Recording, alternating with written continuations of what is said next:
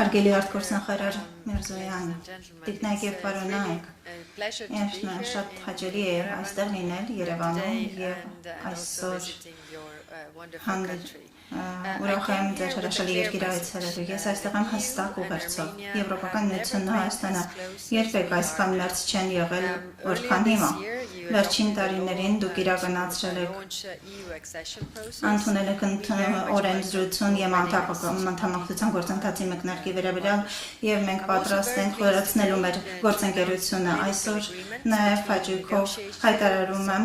բանակցող կողմերի միջև քաղաքական համաձայնության մասին նոր գործընկերության օրակարգի շուրջ, որը սահմանում է մեր առաջնահերթությունները տնտեսության զարգացման, անվտանգության և դիմակայության ոլորտներում։ Եվրոպական միությունը այս առումով տրամադրում է 270 միլիոն եվրո դեմակայության և աճի ծրագրի շրջանակում 2024-27 թվականների համար։ Սա նախատեսում է աջակցություն բիզնեսներին,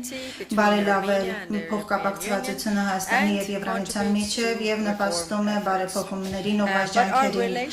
Մեր հարաբերությունները իհարկե չեն սահմանափակվում միայն տնտեսությամբ, մենք նաև տրամադրում ենք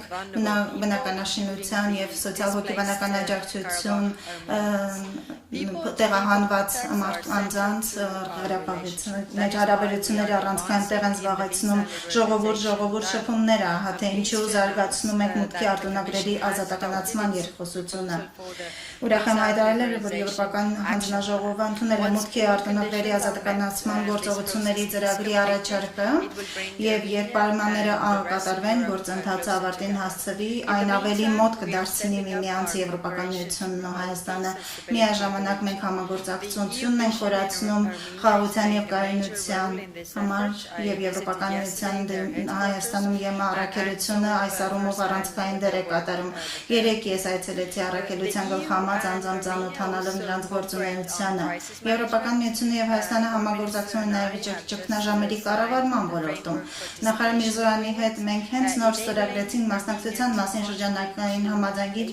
որը հնարավորություն է տալիս Հայաստանին մասնակցել ԵՄ առաքելություններին ամբողջ աշխարհում։ Այսօր մենք նաև քննարկել ենք Հայաստանի և Ադրբեջանի միջև հարաբերությունները, մենք աջակցում ենք կարգավորմանը երկու երկրների միջև, հիմք ընդունելով ինքնիշխանությանը, տարածքային ամբողջականությունը և սահմանների անխախտելիության սկզբունքները,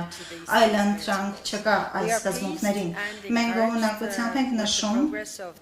երկկողմ կարգավորման ուղու առաջընթացը, քանի որ Հայաստանի և Ադրբեջանի միջև հարաբերությունների կարգավորումը կարող են ճանապարհ հարթել տարածաշրջանում տևական խաղաղության համար։ Այլ հարցերի շրջանակներում մենք քննարկեցինք Եվրոպական միությունը հավակնոտ Սևծովյան տարածաշրջանի վերաբերյալ ռազմավարությունն է ընդունել և մենք աշխատենք տարածաշրջանի բոլոր գործընկերներից, այդ թվում Հայաստանի հետ ապահովելու իրագործման ուղղությունը և մենք կապված ենք այս ռազմավարության փոխկապակցվածության ֆլագշիփ ծրագիր իրականացնելու համար։ Մենք անդրադառնում ենք նաև Ուկրաինայի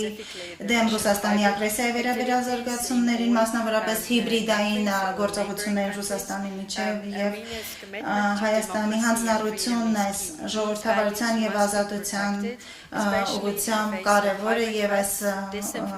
մոտեցումը պետք է պահպանվի հատկապես արտաքին հիբրիդային սպառնալիքների ապատեղեկատվության և արտաքին միջազգային պայմաններ։ Մենք պետք է այս վճռորոշ պահին աջակցություն տրամադրենք Հայաստանի օգնելու Հայաստանի ժողովրդավարությանը և դիմակայունությանը։ Եվրոպական միությունը շարունակելու է կանգնել Հայաստանի կողմին, որպեսզի